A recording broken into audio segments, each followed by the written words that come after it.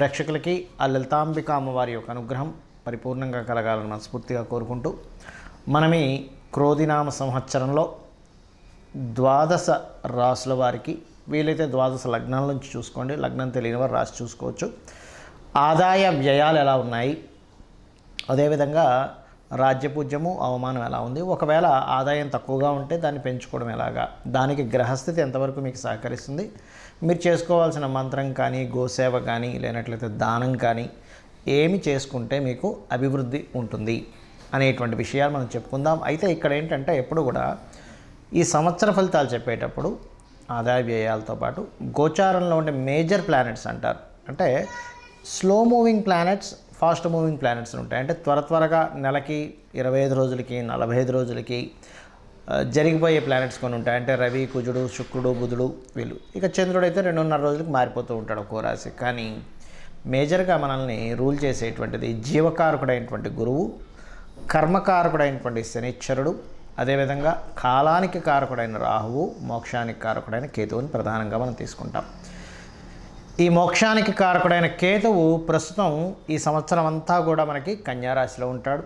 కాలానికి కారకుడైనటువంటి రాహు మీనరాశిలోని, మరియు జీవకారకుడైన గురువు మాత్రం మే 2వ తేదీ వరకు మేషంలో ఉంటూ దాని తర్వాత వృషభంలోకి మారుతున్నాడు. ఇక శని భగవానుడు అయితే మారట్లేదు, కానీ మనకి జూన్ జూలై మాసాల నుంచి ఒక 4.5 నెలలు మాత్రం కొద్దిగా వక్రిస్తాడు. కుంభంలో ఉన్న శని వక్రిస్తాడు.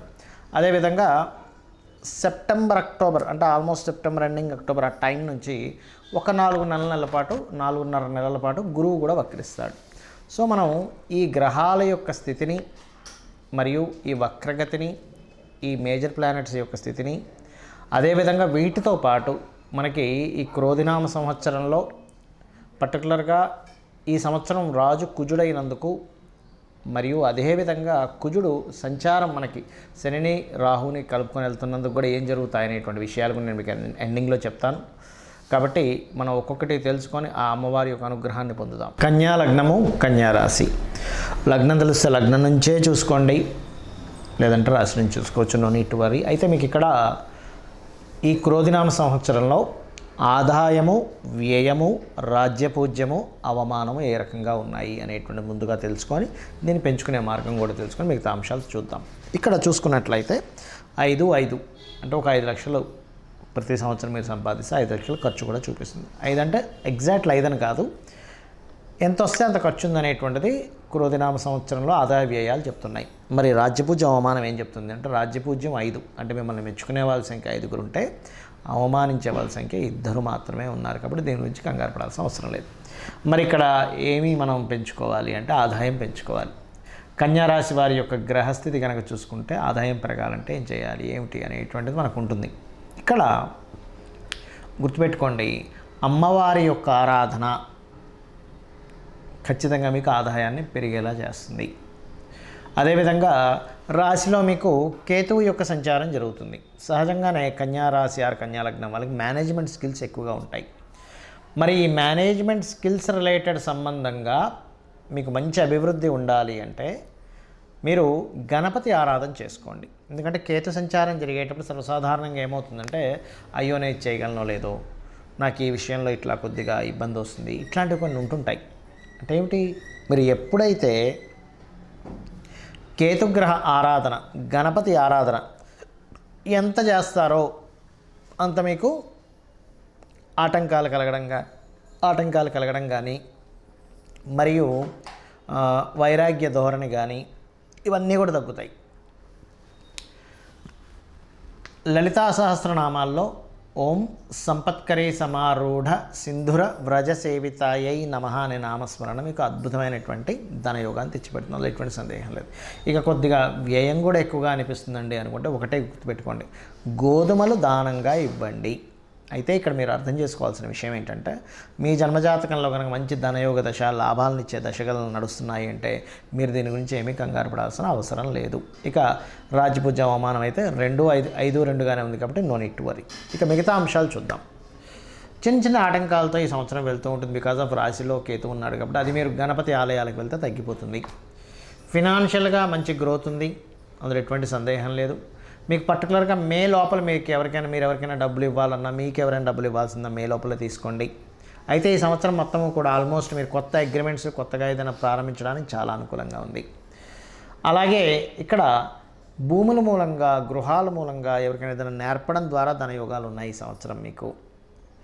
మరియు ఇక్కడ ఈ 5వ అధిపతి 6లో ఉన్నాడు కాబట్టి ఇది కొంచెం సంతానంతో ఏర్పడే చిన్న ఘర్షణ వాతావరణం, అంటే క్రోధినామ సంవత్సరానికి ముందే ఏర్పడుతుంది అది. ఎందుకు అంటే మనకి కుజుడు యొక్క సంచారం, రవి యొక్క సంచారం దాని మీద నుంచి నడుస్తుంది కాబట్టి ఇక్కడ నుంచే దాని ప్రభావం ఉంటుంది. ఫిబ్రవరి, మార్చి నుంచే దాని ప్రభావం ఉంటుంది. దాన్ని తగ్గించుకోవడం ఎలాగా అంటే కాస్త నవగ్రహాల్లో శని, కుజ, రవి గ్రహాల దగ్గర దీపారాధన చేయండి. మరియు ఇష్టపడిన వారిని వివాహం చేసుకోవడానికి విదేశాల్లో ఉండేటువంటి సంబంధాలు కుదరడము అనేటువంటిది చాలా స్పష్టంగా గోచరిస్తున్నాయి. ఇక ఉద్యోగ సంబంధించినటువంటి విషయాలు కనుక చూసుకున్నట్లయితే ఉద్యోగ అవకాశాలు చాలా చక్కగా వస్తాయి. దాని గురించి టెన్షన్ ఏం పెట్టుకోకండి. మరియు ఇక్కడ మీకు ఉద్యోగ అవకాశాలు ఇంకా బాగా రావాలి, ఇంకా బాగుండాలి అని అనుకుంటే కనుక ముఖ్యంగా మీరు లలితా సహస్రనామాల్లో ఓం శ్రీమాత శ్రీ మహారాజ్ని శ్రీమత్ సింహాసనేశ్వర్యే నమః అనే నామస్మరణ రోజు ఒక 40 నిమిషాలు చేయండి. ఉద్యోగం ఖచ్చితంగా వచ్చి తీరుతుంది. ఇక మీరు చేయవలసిన దేవతా ఆరాధన వెంకటేశ్వర స్వామి యొక్క ఆరాధన లేదా కాళికా అమ్మవారి యొక్క ఆరాధన చేయండి. చండీ పారాయణం వినండి, అన్ని విధాలా బాగుంటుంది. క్రోధినామ సంవత్సరము ఇక్కడ ప్రపంచవ్యాప్తంగా కానివ్వండి, దేశవ్యాప్తంగా కానివ్వండి, సంవత్సరానికంటూ ఒక లక్షణం ఉంటుంది. ఈ సంవత్సరం రాజైన దాన్ని బట్టి ఒక లక్షణం ఉంటుంది. గ్రహాల యొక్క స్థితిని బట్టి కొన్ని సంఘటనలు జరుగుతాయి. అయితే ఈ క్రోధినామ సంవత్సరం ఎంటర్ అవ్వకముందే కుజుడి యొక్క ప్రభావం పెరుగుతుంది అనేటువంటి చూపిస్తుంది. కాబట్టి ఆల్మోస్ట్ 2024 ఫిబ్రవరి మాసం నుంచే కొన్ని విద్వేషపూరితమైనటువంటి గొడవలకి, రాజకీయ నాయకుల మధ్యన విపరీతమైనటువంటి గొడవలకి, మరియు రాజుల మధ్యన గొడవలకి, యుద్ధాలకి, క్రోధి అంటే క్రోధం, కోపం పెట్టుకోవడం, చిన్న మిస్అండర్స్టాండింగ్స్ చేసుకోవడం, ఇటువంటి నామ సంవత్సరం ఇది. కాబట్టి దేశాల మధ్య, ప్రాంతాల మధ్య, మతాల మధ్య అనవసరమైనటువంటి విద్వేషాలు కలిగించేటువంటి సంవత్సరంగా చూపిస్తూ, ఇది కుజుడి యొక్క సంచారం. దీనివల్ల కుజుడు ఎవరికి కారకుడు అని చెప్పి తీసుకుంటే మిలిటరీకి, అందులో అంటే డిఫెన్స్ వారికి, పోలీస్ డిపార్ట్మెంట్ వారికి, రక్షణ వీటిని కల్పించేటువంటి వారికి. అంటే ఏంటి, ఈ సరిహద్దుల దగ్గర కొంత జాగ్రత్తగా ఉండాలి. అనవసరమైన గొడవలకు సంబంధించిన విషయంలో ఇక్కడ ఏదైనా గొడవలు జరుగుతాయి, అనవసరమైనటువంటి అవుతాయన్నప్పుడు కొంత జాగ్రత్తగా ఉండాలి, గుర్తుపెట్టుకోండి. కాబట్టి ఈ క్రోధినామ సంవత్సరంలో అందరూ చేసుకోవాల్సింది ఏంటి, ఇటువంటి గొడవలు మనం ఏమీ ఇబ్బంది పడకుండా ఉండాలి అంటే ముఖ్యంగా గుర్తుపెట్టుకోండి, కుజుడు రాజయ్యాడు కాబట్టి కుజగ్రహానికి శని రాహు గ్రహాల దగ్గర దీపారాధన చేయండి. చేసినట్లయితే అనవసరమైన గొడవలు బయట జరిగే ఛాన్సెస్ ఎక్కువగా ఉన్నాయి. కాబట్టి మీరు వెళ్ళి అనవసరంగా అందులో ఇరుక్కొని అందులో ఇబ్బంది పడకుండా మీరు సేఫ్గా ఉంటారు ఫస్ట్. అదేవిధంగా రాజుల మధ్య, రాజకీయాల నాయకుల మధ్య, రాజ్యాల మధ్య గొడవలు జరిగేటువంటి ఛాన్సెస్ ఇప్పుడు ఉన్నాయి. కాబట్టి వేరే వేరే దేశాల్లో ఉండేటువంటి వారు కూడా కొంచెం ఏదైనా ఇక్కడ ఏదైనా యుద్ధం సంబంధించినవి రాబోతుంది అన్నప్పుడు ఆ సరుకులు ఏవైనా మనకు చూడండి, కొంచెం యుద్ధ వాతావరణం ఉన్నప్పుడు బయటికి వెళ్ళలేని పరిస్థితి వచ్చినప్పుడు కొంచెం ఇంట్లో సరుకులు మనం స్టాక్ పెట్టుకుంటాం. ఇటువంటి విషయాల్లో చాలా అలర్ట్గా ఉండాలి. మొత్తం ప్రపంచవ్యాప్తంగా ఈ కాంబినేషన్ ఏర్పడుతుంది కావున. అలాగే మరొక విషయం ఏంటంటే ఇక్కడ మీకు చాలామందికి జాతకం తెలియదు, డేట్ ఆఫ్ బర్త్ తెలియదండి, రాశి తెలియదు, ఏమీ తెలియదు. కానీ క్రోధినామ సంవత్సరం నాకు బాగుండాలంటే ఏం చేయాలి అంటే ఒకటే గుర్తుపెట్టుకోండి, చండీ పారాయణం శ్రవణం చేయండి.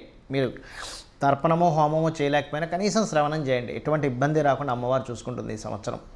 రెండవది, మీకు దగ్గరలో గోశాల ఉన్నట్లయితే గోవులకి చక్కగా మీరు ఏం చేస్తారంటే ఏవైతే ఈ మన నువ్వులు తినిపించకూడదండి. బెల్లము, గోంగూర మరియు క్యారెట్స్, బీట్రూట్స్ లాంటివి, అదేవిధంగా గోధుమ రవ్వ ఇటువంటివి తినిపించండి. మీ గ్రహస్థితి ఎలాగున్నా సరే క్లియర్ అవుతుంది. దీంతోపాటు కుజ, శని, రాహు, కేతు గ్రహం దగ్గర కూడా దీపారాధన చేయండి. ఎందుకంటే జాతకం తెలియదు, ఏమీ తెలియదు, కానీ 6th హౌస్లో కేతు సంచరిస్తున్నాడు బుధరాశుల్లో. అందుకని ఏమిటి, ఈ అప్పుల విషయంలో మీరు ఇబ్బంది పడకుండా ఉండడానికి కేతు యొక్క అనుగ్రహం, గణపతి యొక్క అనుగ్రహం కలుగుతుంది. కాబట్టి గణపతి ఆలయాలకు వెళ్ళడం, అమ్మవారి ఆలయాలకు వెళ్ళడం, అందులో ముఖ్యంగా దుర్గాదేవి ఆలయాలకు వెళ్ళడం. దీంతోపాటు మీనరాశిలో రాహు యొక్క సంచారం అనేటువంటిది బాగా గుర్తుపెట్టుకోండి. దేవత సంబంధించినటువంటి పూజ పునస్కారాలు మాత్రమే కాకుండా పితృదేవతలకు ప్రధానంగా చేసుకోండి. మీరు మీరు ఎంత పితృదేవతలకు చేసుకుంటారా అంత చక్కటి ఫలితాలు మీకు వస్తాయి. మీరు ఆయురారోగ్యాలతోని సుఖ సంతోషాలతోని ధనపరంగా ఎటువంటి ఇబ్బంది లేకుండా ఉండగలుగుతారు, గుర్తుపెట్టుకోండి. అయితే ఇక్కడ ఎవరైనా సరే గుర్తుపెట్టుకోండి, బాగా అప్పులతో ఇబ్బంది పడుతున్నారు, ఈ సంవత్సరం ఇంకా ఎక్కువ ఇబ్బంది పడుతున్నారు అనుకునేటువంటి వారికి గణపతి ఆరాధన చేస్తూ మీరు ఓం అపర్ణాయై నమః అనే మంత్రం చేయండి.